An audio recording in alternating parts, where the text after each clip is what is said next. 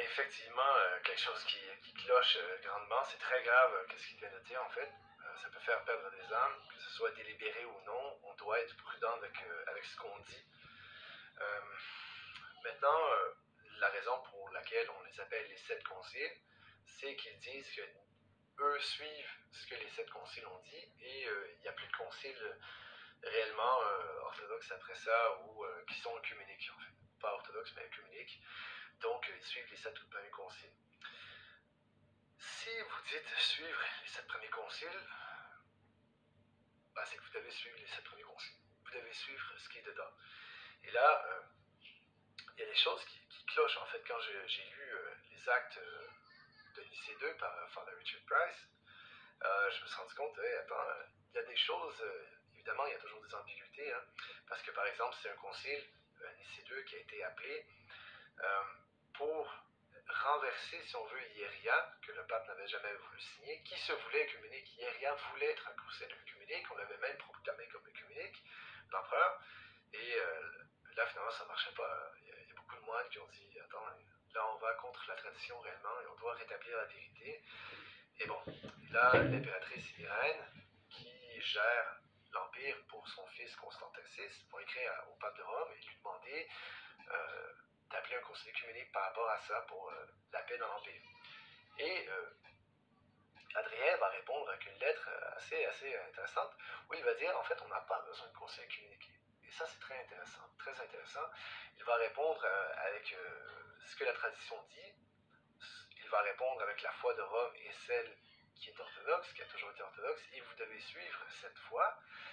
Tout ce que vous avez à faire, c'est accepter la lettre et rendez-la publique et faites-lui prendre son effet. Donc, dites, on doit suivre cette lettre-là, et comme tout le monde te suit, chère impératrice, tout le monde va retrouver l'orthodoxie. Évidemment, après ça, le pape Adrien a vu l'insistance de l'impératrice pour appeler un conseil œcuménique, et je peux comprendre, hein, même si le pape de Rome est l'autorité ultime, si tout le monde répètent la même chose, même s'ils n'ont pas d'autorité, ça donne une certaine autorité. C'est comme au travail, si tu as 25 personnes qui sont des chefs d'équipe et tu as un grand boss qui dit quelque chose, si le grand patron il dit quelque chose et les 25 chefs d'équipe disent la même chose, ça va avoir un point d'autorité en plus. Ça va avoir plus d'autorité sur les gens que si c'est seulement que le patron qui dit quelque chose, même si c'est effectivement le patron. Donc voilà. Donc, le pape Adrien dit, soit si tu veux appeler un conseil œcuménique, faisons-le. Il va envoyer des légats qui s'appellent drôlement Pierre et Pierre. Donc, un est protopresbytre, égumène pour le deuxième. Et ils vont être les légats durant ce concile-là. Le concile va prendre lieu.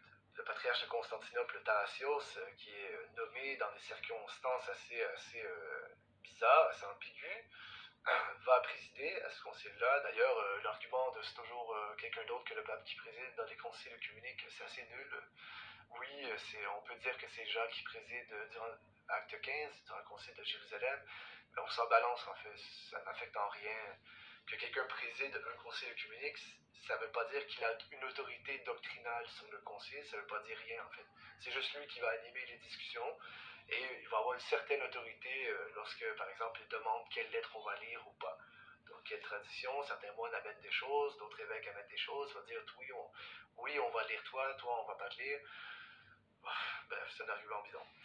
Bon, allons au sujet. Dans la lettre que le pape Adrien va écrire à l'impératrice Irène et à Constantin VI, on voit des choses très intéressantes et je vous lis un extrait tout de suite.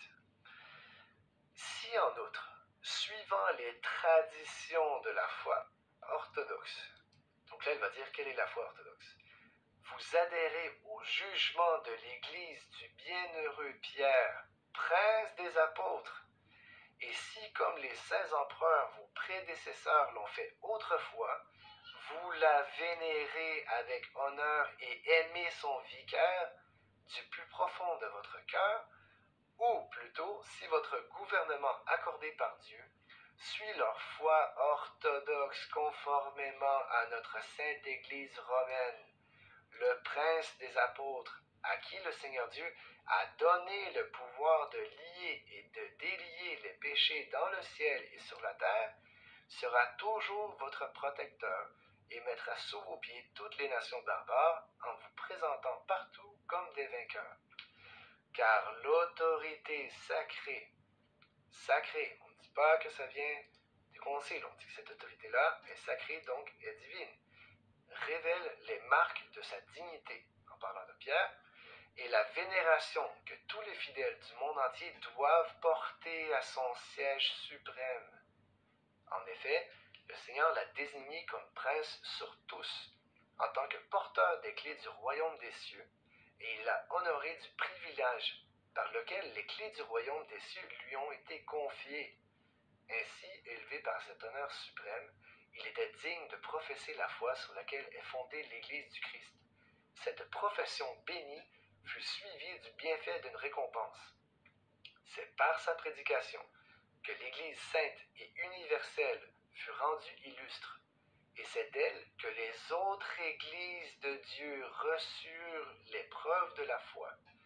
Car le bienheureux Pierre, prince des apôtres, qui fut le premier à présider le siège apostolique, je répète, qui fut le premier à présider le siège apostolique, a laissé la primauté de son apostolat et la responsabilité pastorale à ses successeurs, qui doivent siéger à jamais sur son siège très sacré, à jamais.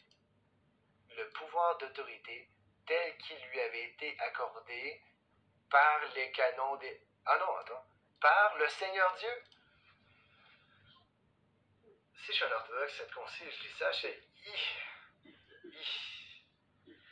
Là, on vient clairement de dire que l'autorité de Pierre est à Rome et ses successeurs lui appartiennent. Donc, dans les vidéos, on dit, voici des preuves, et là, les preuves, c'est de la foutaise en fait.